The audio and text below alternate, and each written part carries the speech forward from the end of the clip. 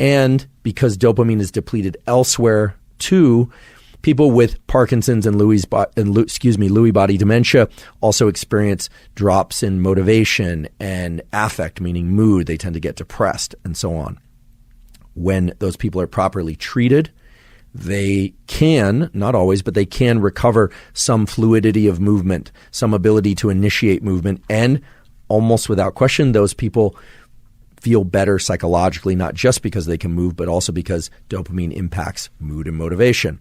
The first one is a pathway that goes from this area in the what's called the ventral tegmentum. That's a fancy, but ventral just means bottom, and tegmentum actually means floor. So it's at the bottom of the brain, and it's the ventral part of the floor. Now that's a lot of language, but basically what we call this is the Mesocorticolimbic pathway. This is the pathway by which dopamine influences motivation, drive, and craving. It involves structures that some of you may have heard of before, things like nucleus accumbens and the prefrontal cortex.